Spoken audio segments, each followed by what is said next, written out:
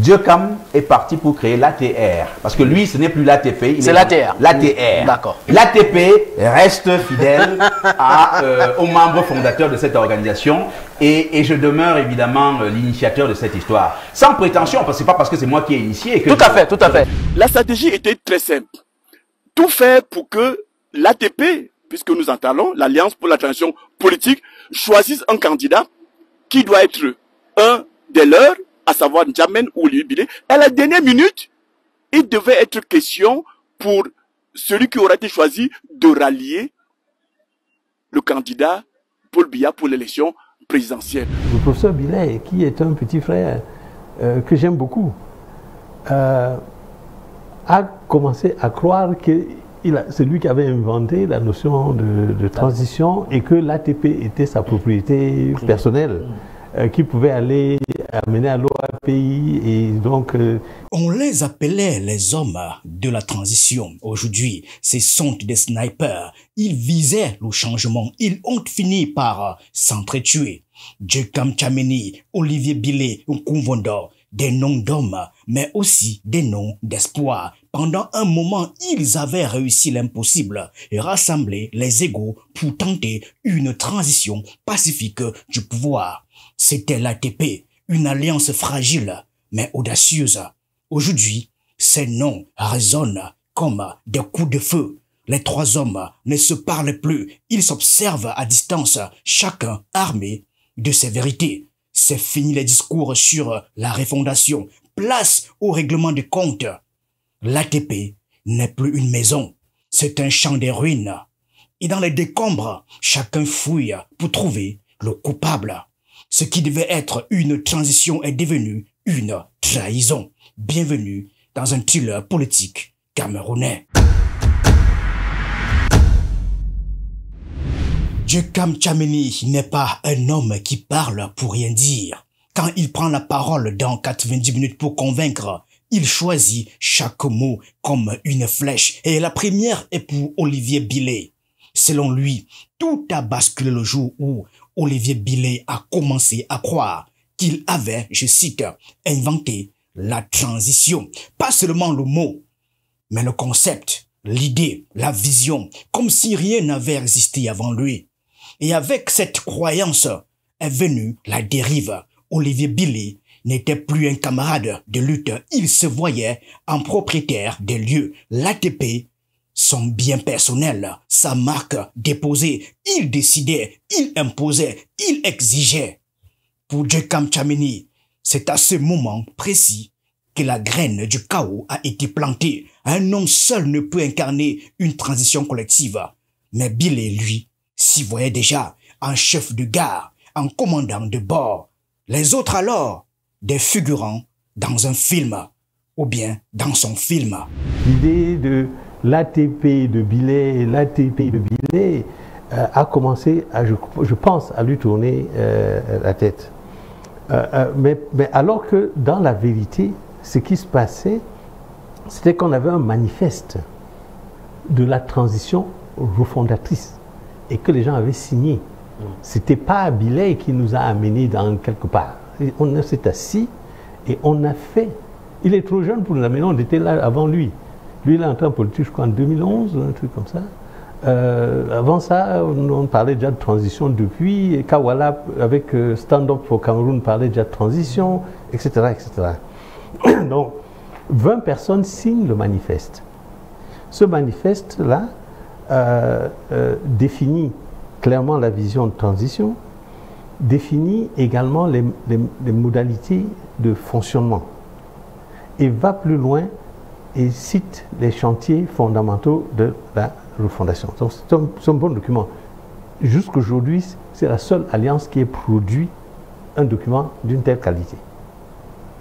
Donc, et pour rejoindre l'alliance, il fallait mettre sa signature en dessous de cela. Donc clairement, à nos yeux, à nous tous, nous étions une vingtaine à avoir signé. C'était une propriété collective, ce n'est pas une propriété individuelle. Et tout le monde était tenu de respecter le seul document qu'on avait qui définissait nos règles de fonctionnement, qui était le manifeste. À partir de là, la fracture est inévitable. Les discussions deviennent disputes, les débats virent à l'affrontement, les mots dérapent, les égos explosent et très vite, le langage politique laisse place au langage de la rue. Les insultes fusent, les accusations volent. Bilé est suspendu de l'ATP, mais il ne s'en va pas en silence. Il claque la porte fort et avec fracas. Ce n'est plus une alliance, c'est une foire d'empoigne, un pugilat politique. Chacun se méfie de chacun. Le mot camarade n'est plus prononcé. On parle maintenant de trahison, de complot et même de sabotage. Djekam Tchamini regarde tout cela avec amertume. Lui qui avait cru en une dynamique collective voit le rêve s'effondrer sous ses yeux. Et il soupçonne qu'il n'y a plus grave derrière tout ça. 3 de nos camarades ont eu des comportements, je peux dire, qui étaient un peu contraires aux règles de fonctionnement. Je crois que ça a commencé par des insultes qu'ils ont proférées à l'endroit du professeur Koumvondo et du secrétaire général Balaguel, quand eux, étant des signataires du manifeste, ont dit qu'ils préféraient que le candidat de la refondation soit le bâtonnier Akere Mouna.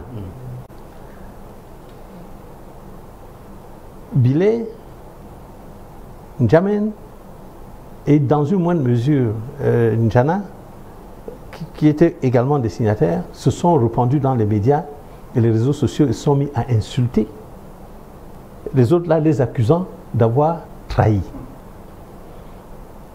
Moi et les 17 autres, nous ne comprenons pas où était la trahison. Ils n'ont jamais dit, ils ont signé le manifeste. Dans le manifeste, on ne dit pas qui sera le candidat. S'ils estiment que de leur point de vue, c'est Akere Mouna qui peut mieux porter la transition, je ne vois en ça aucun acte de trahison. Mais ils ont continué à ramener le problème et ils ont exclu illégalement ces gens de l'ATP. Ils ont sorti illégalement du forum.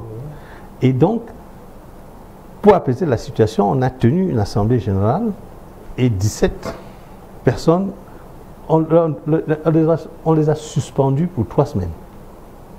Parce qu'ils ne permettaient même pas que les réunions se tiennent. Tout le monde faisait du boucan, des choses comme ça. Et ils ont été suspendus pour 3 semaines. Ils n'ont pas accepté leur suspension. Et donc, Bilé et ses 2 compères ont quitté l'ATP. Parce que derrière les mots, il y a les actes. Et derrière les actes, parfois, il y a l'argent. Djekam Tchamini laisse entendre que les billets ont circulé discrètement, hors caméra, hors statut. L'argent de la division, peut-être de l'influence, certainement. Il évoque Olivier Bilé, mais aussi Célestin N'Djamen, 2 figures qui, selon lui, font semblant d'adhérer au projet de transition refondatrice tout en travaillant à son affaiblissement. Ils n'ont encore rien dit. Officiellement, ils sont dans la ligne, mais les actes parlent plus fort que les communiqués. La réunion d'Afrique du Sud, Bilé, Koumvondo et Balaguel y étaient partis. C'est une initiative de Akere Mouna. Mais c'était au courant bien avant? Non, c'est bien avant. C'est bien avant. C'est-à-dire que quand cette réunion a lieu, on est encore en train de travailler sur le manifeste. Le manifeste n'était même pas encore fini. Je suis un des rédacteurs principaux du manifeste, en tout cas le dernier c'est moi qui le fais. Oui, c'est moi qui... Donc je le connais très très bien. D'ailleurs, je me rends compte par la suite que les billets, là, ils n'ont même pas lu complètement le manifeste. Non, je pose la question parce qu'on a reçu pour ce billet à votre place qui nous dit que c'est en Afrique du Sud qui se rend compte que Koumvondo doit tramer quelque chose avec Akere Mouna pour caporaliser le plateau, l'ATP. Bon, écoutez, moi je vais vous dire quelque chose. Je juge chaque personne à l'action qu'il pose devant moi et aux engagements qu'il prend. Tous les signataires du manifeste, y compris Billet et N'Djamène ne sont pas encore venus me dire qu'ils sont contre la transition refondatrice. Donc, tant qu'ils ne le disent pas, ils sont mes amis politiques. Bon, mais maintenant, il y en a qui sont un peu moins tolérants que moi et pensent que dès qu'il y a un désagrément, si on n'est pas d'accord sur la couleur de la cravate, alors il faut qu'on se bagarre. Moi, je n'ai pas le temps pour ce genre de bataille-là. Je pense que c'est enfantin de dire que le professeur Kouvondo a pris une position parce qu'on lui a donné de l'argent. C'est tellement enfantin, quoi. Et je pense qu'il faut dire au professeur Billet de grandir un peu, quoi. Êtes-vous jaloux du professeur Odé Billet? Jaloux. Il nous a dit ici qu'il quitte l'ATP parce que vous êtes jaloux de lui au niveau de l'ATP. C'est pour ça qu'il s'est séparé de la grande masse de l'ATP. Mais vous ne trouvez pas que c'est enfantin, ça, là? D'accord. Président Tchameni, on va... Merci d'être merci pour ces... Pour Djekam Tchameni, l'ennemi n'est plus à l'extérieur. Il est déjà dedans. Et la plus grande menace pour la transition, ce ne sont plus les barons du pouvoir, ce sont les saboteurs infiltrés, les agents doubles, ceux qui portent le costume de l'opposant mais mangent à la table du système. Zoom arrière, quelques jours plus tôt, le fauteuil est le même, le décor aussi, mais le ton a changé. Là où Djekam pesait chaque mot, Billet les lâche pas vague. Il est à l'aise, il se sent chez lui, peut-être même un peu trop. Olivier Billet ne tergiverse pas. Pour lui, les choses sont claires. La transition politique au Cameroun, c'est lui. L'idée lui trotte dans la tête depuis 2020. Il y a réfléchi, il l'a maturé, il l'a porté, il en a fait une mission, presque une religion. Alors, quand les autres arrivent dans l'ATP, ils ne rejoignent pas une équipe, mais une cause qu'il a déjà tracée. À ses yeux, il n'est pas un coéquipier, il est le fondateur, le guide, celui qui a vu avant les autres. Et quand les autres refusent de le suivre aveuglement, il crie au sabotage. Il se sent trahi, incompris. Il ne voit pas des hommes autour de lui. Il voit des jaloux, des frustrés, des gens qui n'ont pas supporté son aura, sa lumière, sa clarté. Olivier Billet est dans sa vérité, les autres dans leur noirceur. On l'écoute. La tête de la transition me travaille depuis 2020. C'est quand je sors des élections législatives et municipales 2020. D'ailleurs, nos amis de Balafon l'avaient rappelé très justement que c'est moi qui avais parlé pour la première fois de transition sur leur antenne. Je réalise que, mince alors, parce que c'était une épreuve terrible. Hein. Je vous assure que ce que j'ai vu sur le terrain, c'était pas simple. Dans la région de l'Est où nous étions en candidature, c'était pas facile. Donc, oui, parce que vous êtes en confrontation avec des gens qui ont tous les fonctionnaires du pays pour eux, tout l'argent du pays pour eux, c'est très difficile. Mais il ne s'agit pas de le dire pour se lamenter, non. Mais pour donner les faits de manière objective. Le peuple vous dit donc, mettez-vous ensemble. Moi, je réalise en 2020 qu'en fait, ce peuple avait plus que jamais raison. Je commence à parler de la transition. Je commence à dire aux gens que j'écris même des tribunes publiées dans des journaux comme Le Soir, comme Mutation, etc. J'ai publié beaucoup de choses sur ce thème. J'écris même La démocratie africaine reste mal partie, avant ça, en 2016. 2016, tout à fait. Où j'abordais déjà ces questions-là, là-dedans. Je décide donc que cette affaire-là, je vais essayer d'en faire un cheval de bataille. 2021, 2022, 2023, je propose même un gouvernement d'union nationale et de salut public pour le Cameroun. Parce que je dis aux gens que, tel que le Cameroun est structuré là, le président est au soir de sa vie, il faut absolument que ce pays soit arrangé. Et pour qu'il soit arrangé correctement, il faut que le laboureur appelle ses enfants et qu'on arrange la situation du Cameroun, même si ça doit être sous la direction du laboureur, parce que c'est lui qui a créé le problème qui est au Cameroun. En 2024, je lance donc le projet d'Alliance pour la transition pacifique, pour lequel je touche tous les acteurs politiques du Cameroun. Je dis tous. Je veux dire tous les acteurs les plus... qui ont un peu de consistance, quoi, je veux dire. Mais même d'autres qui n'ont pas toujours... mais je ne fais même pas de distinguo, parce que pour moi, ce qui est important, c'est que le peuple sente que nous avons massifié, nous avons réuni un maximum d'acteurs politiques pour essayer de challenger le régime. qui lui a tout le monde. Mais nous, pour qu'il y ait quelque chose de significatif, il faut que le peuple sente qu'il y a tel, il y a tel, il y a tel, il y a tel là-dedans. Et c'est comme ça que je mobilise tous les acteurs que vous savez et vous connaissez toute l'histoire. Mais maintenant, ce n'est pas ma faute si on a dit aux leaders politiques camerounais de l'opposition aussi que politique Nandiangi, politique c'est la trahison, politique c'est le banditisme, c'est la truanderie et que l'idéal vertueux, le grand idéal d'alliance que moi j'avais mis sur la table, que certains se soient mis à le trahir, commencer à vouloir faire en sorte que ce soit abîmé, que ça ne marche pas et que finalement c'est ce très beau projet des origines dans lequel tout le monde était censé se retrouver.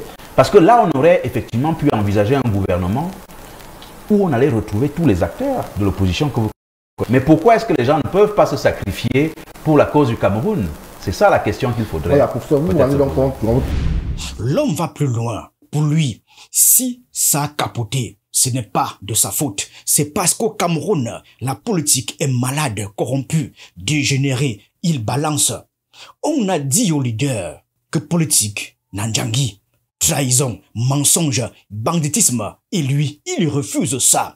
Il se dit propre, un homme de conviction, pas de deal, mais de manipulation. Il n'est pas de ceux qui tendent la main pour toucher sous la table. Il se veut incorruptible. Monsieur propre, comme il le dit. Alors, quand Djekam Tchameni le critique, il ne le voit pas comme un opposant, mais comme un malade. Il dit même que Djekam Tchameni relève de la psychanalyse. Traduction, l'homme a pété les plombs. Il ne mérite plus le débat politique. Mais une séance chez le psy. Le terrain est miné. La guerre est ouverte. Il y a au sein de l'ATP un certain nombre d'acteurs qui ont manifesté beaucoup de sentiments ou plutôt, disons, beaucoup de sentiments de jalousie à mon égard parce que j'étais le promoteur de l'ATP. Je ne sais pas si vous voyez un peu le topo. C'est-à-dire que simplement parce que c'est Olivier Billet qui a présenté l'idée là au Cameroun, certains là qui avaient eux-mêmes aussi des projets, hein, des histoires comme C3, de Djekam Tchameni, etc. Sont C3 qui, on ne sait pas trop ce qu'ils voulaient en faire, qui n'ont... Il s'est mis à me détester de manière absolument incroyable. Ça, je vous assure. Et c'est pour ça qu'il faut, je crois, exorciser un certain nombre d'acteurs politiques pour comprendre quel est leur problème. Il y a ce phénomène-là qui s'est présenté à l'ATP. On s'est retrouvé à avoir des discussions qui n'avaient strictement pas de nom. Mais moi, quand je propose l'ATP à mes collègues, la plupart, s'ils sont honnêtes, quand j'appelle Cabral Libye, qui a d'ailleurs été un des premiers que j'ai appelé, contrairement à ce que certains ont affirmé, Cabral Libye a accepté l'idée de manière spontanée. Il a fait un tweet, un message sur Facebook, dans lequel, et moi je ne savais même pas qu'à cette époque-là, l'APC le draguait pour qu'il entre chez eux. Donc, nous avons travaillé pendant de longs mois, jusqu'au mois d'août 2024, près de 8 mois, nous avons travaillé avec ces acteurs-là. Et c'est au moment où, voyez-vous, Bertrand Bika, où on arrive donc, je laisse vraiment les jalousies de Djekam qui sont des choses qui relèvent peut-être de la psychanalyse.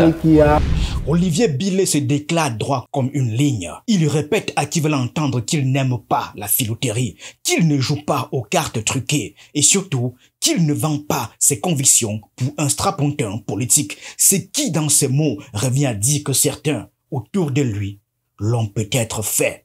Il se rejette donc en parangon de vertu, un moraliste dans un monde d'escrocs politiques. Mais cette posture ne passe pas chez tout le monde car derrière la probité affichée, certains voient de l'arrogance et une volonté de tout contrôler, ce qui à la base a justement déclenché l'implosion de l'ATP. Moi je suis un homme droit, comme ça, je suis un foyiste. Et je n'aime pas le banditisme, je n'aime pas la filouterie et la malhonnêteté. J'ai horreur de ça.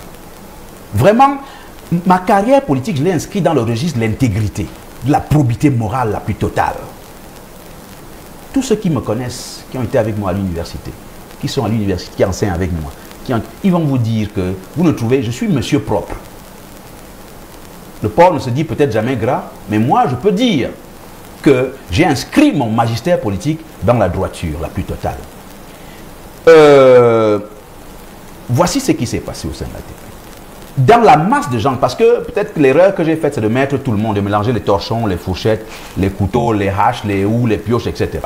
Il y a des gens là-dedans qui, au fond, vous savez, parce que la question cruciale, parce que quand vous rassemblez un certain nombre de leaders, le plus dur là, c'est qui va être donc le candidat, le leader. Qui sera donc notre candidat? Parce que c'est ça la question qui se présentait à l'esprit et qui faisait peur à beaucoup là-dedans, dans l'ATP.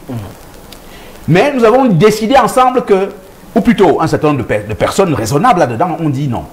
On ne règle pas, on ne parle pas de la question du leader pendant un certain nombre de... On n'a pas rédigé le manifeste de l'ATP, on ne parle pas du leader, du candidat. Quand on est donc arrivé à la phase où il fallait parler du... Ça restait dans les esprits des gens malgré tout, hein, du candidat. Eh bien, certains acteurs là-dedans, comme l'ami Diokam, c'est un ami, vraiment, moi je n'ai pas d'acrimonie contre lui, mais chacun est comme il est.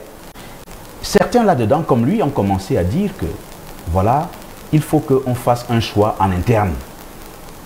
C'est-à-dire que, un peu comme si vous enfermiez dans une salle, ou plutôt, voilà, une sorte de vote en interne, où, évidemment, chacun pourrait être candidat et chacun pourrait élire qui il veut là-dedans. Il y a heureusement certains de nos camarades qui ont dit non. Ce que nous avons déjà vu à l'ATP là, où les gens ont des esprits de manipulation et de... Vous savez comme la politique se passe au Cameroun avec l'argent, non? D'envoyer à l'argent... Vraiment, ils ont eu l'intuition de nous dire que procéder comme ça, les gens vont payer les gens pour obtenir la place de candidat là. Et c'est comme ça que, effectivement, la proposition démocratique d'aller à une primaire ouverte, au sein de laquelle c'est le peuple du Cameroun qui allait choisir et non pas des gens payés, comme dans les élections internes du RDPC et autres, que c'est ça la modalité qui a été... Et c'est quand on a choisi cette modalité-là, je vous assure Bertrand Bika, Diokam Tchamini est devenu plus noir qu'il ne l'est, naturellement. L'une des idées phares d'Olivier Billet, c'est les primaires digitales. Un système moderne où les Camerounais voteraient en ligne pour désigner leur candidat à la présidentielle. Mais dans la pratique, cela devient vite un champ de tir. Olivier Billet attaque frontalement Prosper Kouvando qui l'accuse de vouloir profiter du processus pour placer sa candidature. Petit rappel ici, le parti Univers, celui de Prosper Kouvando, a des élus. Et aujourd'hui, il porte la candidature de Maître Akeremouna pour la présidentielle à venir. Une manœuvre déguisée, une tentative d'annexer l'ATP, c'est l'accusation sous-jacente. Pour Olivier Billet, Kouvando n'a pas respecté l'esprit collectif, il a joué perso, il a mis le pied dans la porte, prêt à rafler la mise. On l'écoute. Diokam Tchamini, les problèmes. C'est devenu des problèmes tous les jours. Ils ne voulaient pas de ça. En fait, les gens ont une culture de chefferie traditionnelle.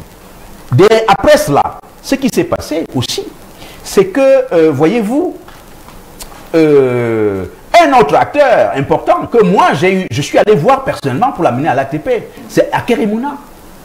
Vous avez vu les images sur Facebook à l'époque. J'ai démarché tous ces gens les uns après les autres, y compris à Douala, en me rendant à Douala. Il y a évidemment ceux qui ont refusé d'emblée de venir à l'ATP parce qu'ils sentaient bien qu'on allait les mettre dans un processus concurrentiel. C'est Kamto. Bon, lui, d'emblée, il a dit que non, il reste dans son APC avec Nietzsche. Bon, à la limite, peut-être que c'est plus honnête comme ça. Mais vous ne pouvez pas être des gens qui disent que vous acceptez un mécanisme et puis après, vous refusez les règles démocratiques qui sont... Dans le cas d'Akeremouna, eh bien, c'est précisément quand il réalise que, bon, dans un processus compétitif, ça va être difficile. Lui également, il claque la porte. Bien sûr, il est parti, il n'a pas voulu signer. Lui n'a même pas signé le manifeste de l'ATP. Le bonhomme, pour que les Camerounais comprennent, vraiment pour les convaincre de la manière la plus totale de ce que nous disons à longueur de plateau depuis des mois et des mois est vrai, c'est que Kouvando, que j'appelle Yango désormais, eh bien, est signataire du manifeste. Mais qu'est-ce qui se passe? Qu'est-ce que lui il fait? Nous faisons un voyage de travail en Afrique du Sud, tout le monde connaît l'histoire désormais. En effet. Eh bien, à Akeremouna, là-bas, c'est là que je vois que lui, il est en train de vouloir promouvoir une autre plateforme. une autre alliance avec d'autres gens. C'est-à-dire que j'étais dépassé par les événements. Je ne sais pas si vous mesurez ce type d'esprit, c'est absolument incroyable. Vous êtes dans une organisation qui s'appelle l'ATP. Vous avez de très nombreux camarades que vous avez laissés au Cameroun. Vous faites un voyage à l'étranger en pensant peut-être que c'est quelque chose qui va permettre de consolider votre ATP au Cameroun. Parce que moi, c'était ça l'impression que j'avais eue. Quand j'arrive là-bas, je découvre qu'un type, lui, il est en train de vouloir organiser son affaire personnelle en solo. Et il commence donc à draguer un des membres de l'ATP qui a l'investiture, qui s'appelle Nkumvondo. Et évidemment, dans cette drague-là, les questions financières sont présentées, etc. C'est lui-même qui vient m'en parler. Et puis au Cameroun, ce bonhomme se lève récemment sur une chaîne concurrente pour dire que je lui ai dit qu'il faut qu'on aille voir Paul Biya. Si moi j'avais eu envie de voir, je vous ai donné mon itinéraire politique depuis 1996 avec Hubert Kamgan. S'il fallait le voir, je l'aurais vu depuis longtemps. Ce n'est pas dans mes principes, ça.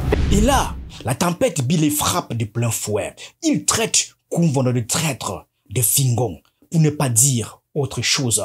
Un mot bien camerounais, bien senti, qui fait mal. Il accuse Nkumvondo d'avoir retourné sa veste, d'avoir manipulé tout le monde, de s'être servi de l'ATP comme d'un marchepied pour son propre agenda.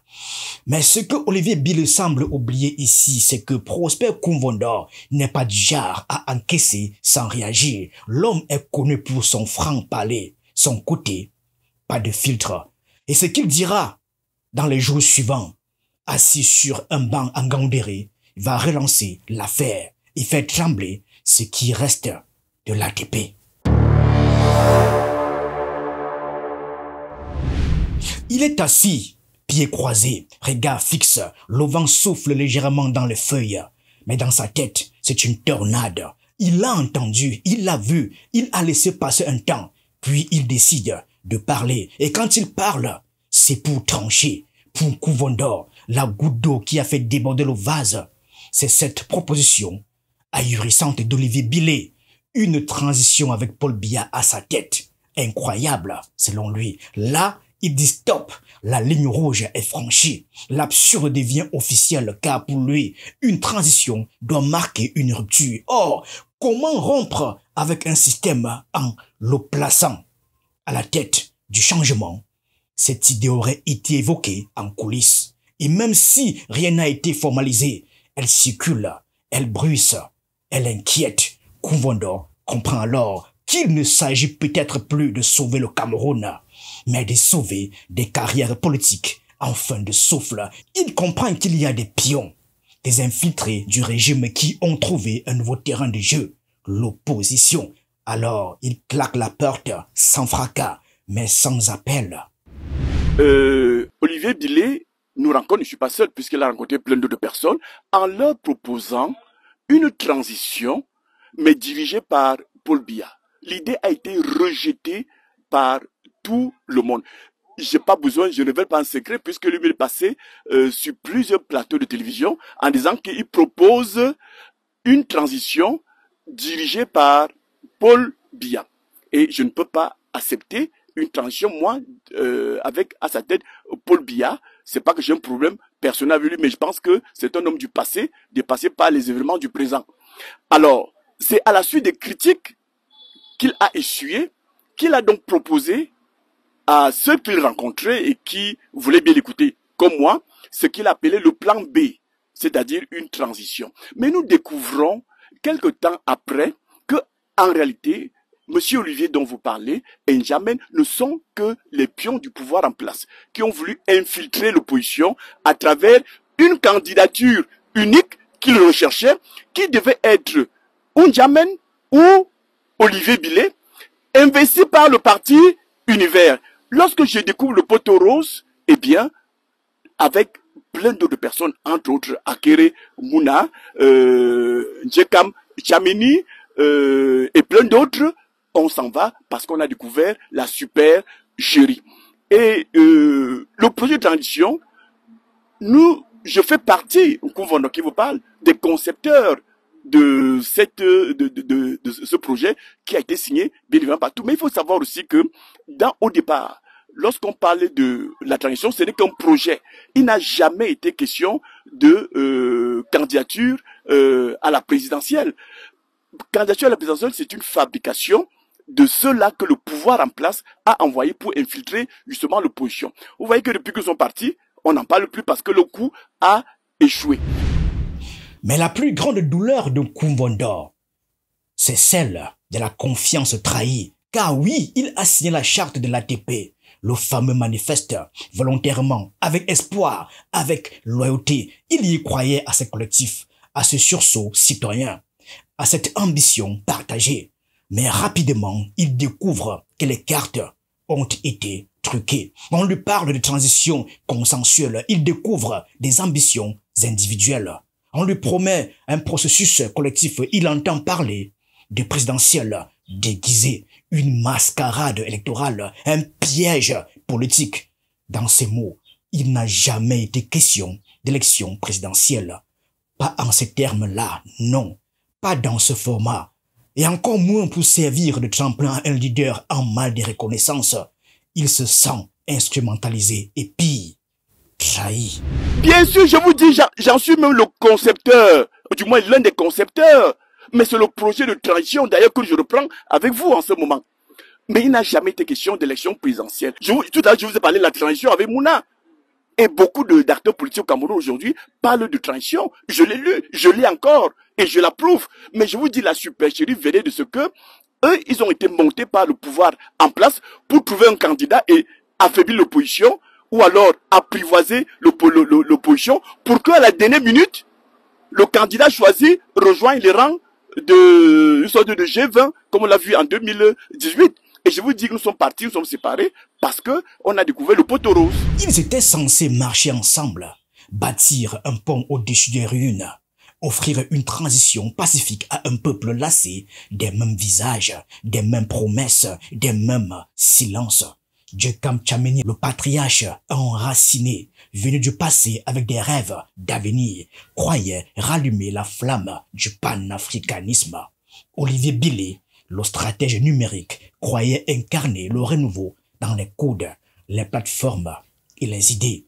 Koumvondo, le juriste rigoureux, croyait en la force de la loi, de la charte, de la droiture politique.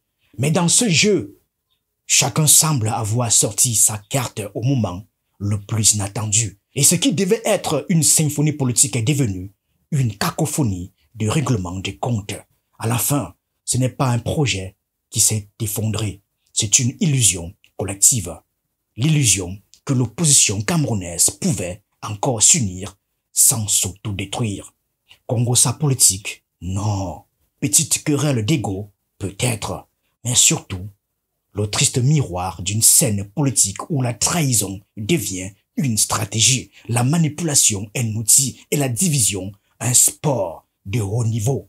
Ce qui reste de l'ATP aujourd'hui, des cendres, des rancœurs et un goût amer, celui des promesses flouées, comme ces alliances qui n'existent que sur le papier et qui explosent dès qu'on en tourne la page. Merci à tous.